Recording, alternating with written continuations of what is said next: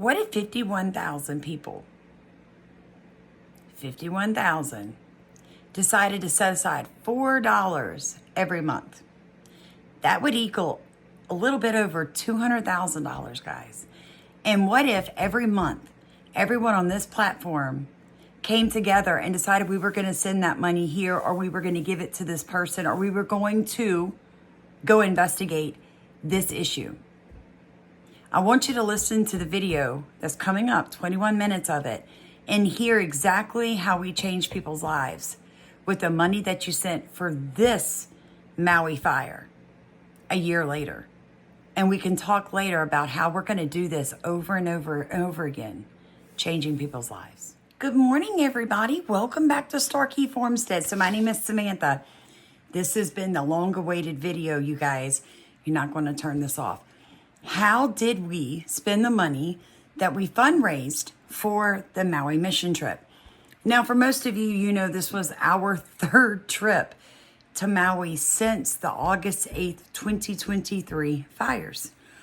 All right, so let's start with how much we raised in total. In total, we raised $7,159. You guys are amazing. So many of you sent your $1. I had people send $1 for them and $1 for their husband. We had people send as much as $250 and one or two that sent $500.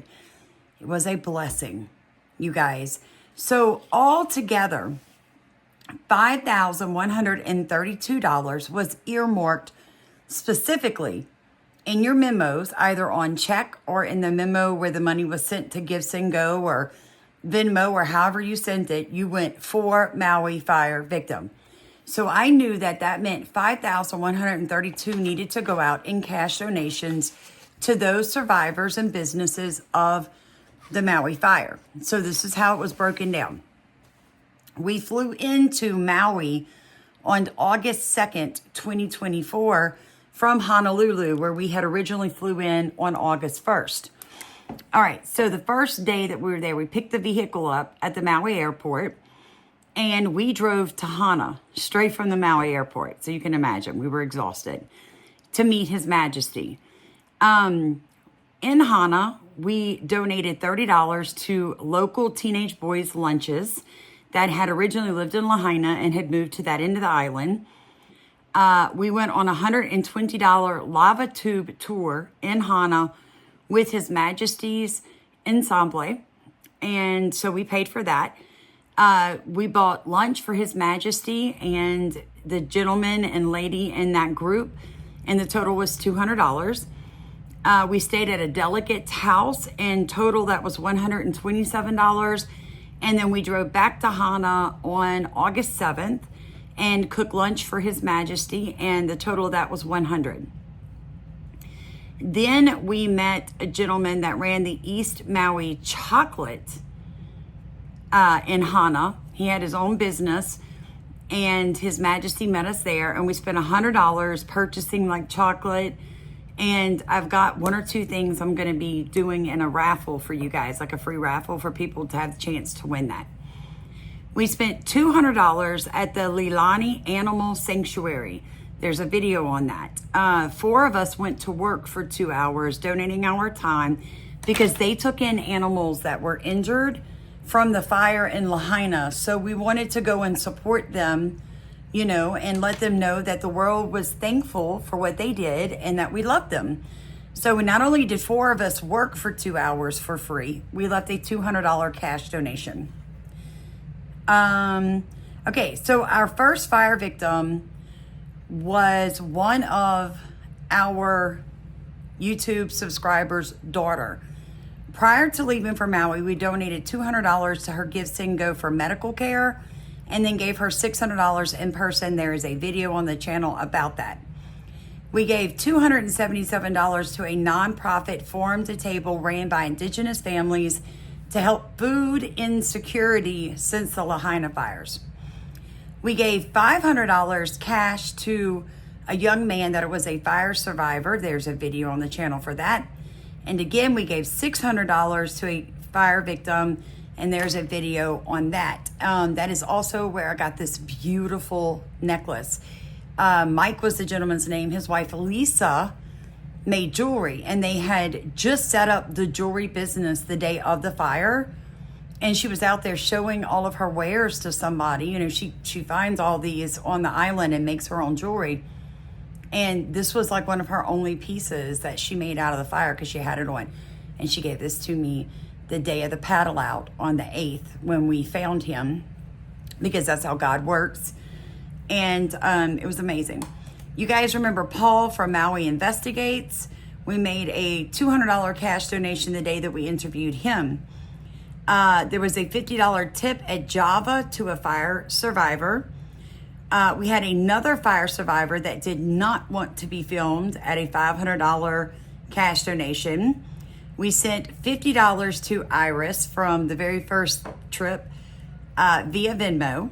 $300 to a Maui the Fire Investigates through their nonprofit.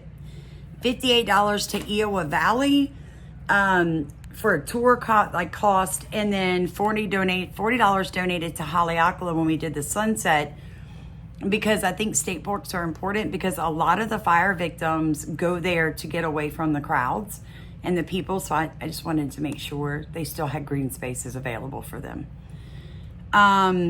So somebody had sent us $2 bills stamped Aloha on them. So we passed those out, you guys.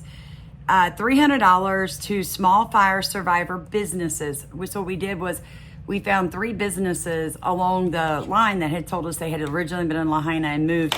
We made $100 donations to those 3 small businesses. When we would go eat or go do anything, if we found out the person that was serving us was a fire survivor, we would do a very large tip. That totaled $300. We bought an ice chest, so, you know, the first day we were there, so we could get the food to cook for the king and travel with it to Hana without it spoiling. We couldn't get an ice chest back on the airplane. So we donated the ice chest, filled it with toilet paper, paper towels, and food and drinks, and brought that to one of the original fire survivors that we donated to. And so that totaled a little over $200. We spent $40 towards rent for one of the fire survivors, and a grand total of $5,132. What you guys sent, that is how it was spent. Now, the rest of it, which the total was originally $7,159, you guys had sent that additional $2,000, telling me spend it however you see fit. So what we did was we usually cooked breakfast in the condo, and then we'd bring sandwiches sometimes. We always tried to eat out for lunch and for supper, and then tip extremely well. So that's basically what I used that remaining cash for, was to eat at food trucks and stuff, especially if I knew the people were fire survivors. And it wasn't hard to tell, folks. A year later, people were really willing to speak to us about what happened. If you haven't seen all those videos, they're in the playlist, Where Are the Children? So take a second, go watch each individual video, because a lot of people were texting me and emailing me saying, are you guys even in Maui? Because we're not getting anything coming up. Like, even though I've got the bell ring for notifications, YouTube is unsubscribing me, Sam. I'm not getting notifications that your videos are going up. I'm missing a bunch of them. The way to fix that, folks, is go to YouTube and type in STARKEY, Starkey, Formstead, like homestead, but with Formstead. It's going to bring you to our home page. When you do that, if you look at the top, it's going to say videos, shorts, playlist. Click on playlist, scroll down till you find the one that says Where Are the Children? Now, they're in chronological order, so they start with the very first one that I made in August of 2023, and then they go all the way down to the last one. So you can go through and watch every single thing that you ever missed. You literally will have them in order, so you can watch them and you can hear me ask a question and then watch me problem solve and investigate until I find an answer. I always suggest to people, go back and watch, because even when I believed there was a chance the children were kidnapped, I left those videos up because I wanted people to see how I went from believing 2,200 kids could be kidnapped to truly believing in my heart over 200 of them died in the fire.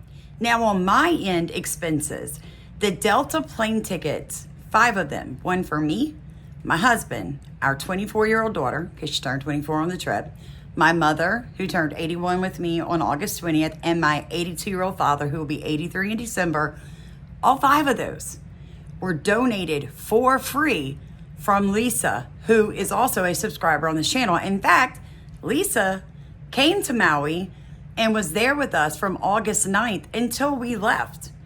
Amazing woman. I mean, she's like Auntie Lisa now, right? So she got to meet our good friends all over the island. She got to experience who we are as a family and as a platform. And I believe in my heart that if any of you interviewed her, she would tell you straight up, we are who we say we are. Moving on. I did not go through a car rental agency. I went through Turo, Turo. It is an app where everyday Joes like you and I can put our vehicles up for other people to rent to help for income. And that's what I like to do when I go places, especially when there's been, like fires or anything like that, guys, because people need money. So we rented a Turo Jeep for 11 days at the cost of $1,139. We bought our own plane tickets from Honolulu, where Delta dropped us off, to Maui for 3 people, myself, my husband, and my daughter, and that was $389. Our Airbnb on June 19th, I paid $1,229.38. And on July 20th, I paid $1,894.25 for a grand total of $3,123.63 out of my own pocket. Our dinner cruise for 3 came up to about $560. We actually went snorkeling on August 4th. My great nephew and my oldest sister had come to meet us. Places Let's Go. That's another YouTube channel that belongs to my older sister. She was there with me back in October of 23. So she wanted to come back for the 1-year anniversary with me because she's part of the Lions Club here in Louisiana and she travels all over the world. She's a retired educator of 30 years and I mean, just a lovely soul. She wanted to bring my great nephew, who is her oldest grandson, to be an active tourist. He's 14. Like, she wanted to show him this is how you give back to a community that has been hurt. And guys, this kid worked on 2 different farms. It was amazing. He was like, this is the best trip I've ever taken in my life, Aunt Sam. But long story short, we paid to go snorkeling as a family. Of course, a lot of us weren't going to snorkel. We were just going to stay on the boat. And because of a swell coming in under the water, it was cloudy. So they brought us out for 2 hours, fed us. We got to fish off the back, ocean fishing off the back of the vessel. And then they gave us our money back. It was amazing. I was like, woo, go Jesus. So we got our money back. My daughter did take a surfing lesson. We paid $120 for that. I did look it up. Let me see. I'm going to put a point like this, assuming that I still have the picture of the company she used, because they were amazing. She had wanted to take her lesson on the 8th, but they were canceled for the paddle out because they're surfboard instructors and they were all surfing on, going out, paddling out on surfboards. So she went on August 7th and she met the young man that we gave the ice chest to and the cash donation to, the first victim, I should say the first fire survivor that we met. And he was amazing, you guys. We are still in contact with him. I guess that's just another person that we'll always know now. So food overall for me, my husband, and my daughter was $964. Gas came out to be $463. It's a small island, but at almost $5 a gallon, it's expensive. Gifts and extra stuff that we just end up spending is, oh my gosh, I didn't bring enough soap. Oh my gosh, I didn't bring a razor. Oh, I need a serape. Oh, I need more sunblock. You know how it is. That totaled $491.32. The grand total that I spent out of pocket was $7,249.95. So the entire trip cost $14,408.95. Now I did have to pay out of pocket $560 for a farm sitter, $280 to get out of the parking garage, and a $35 overdraft fee. Now, think about this though. Plane tickets were free. So all of that went back into Maui's economy and people's jobs. It's called job security. It's very important. So the way that we were able to financially do this is I'm in a grant program, and every time they do a soil sample or I finish a 3-month class, I get a $2,000 grant. So 2 of those came at one time, and then the state owed me some money. So it all came in at once because God is good. And when he tells you to do something, he's going to provide the provision for the vision.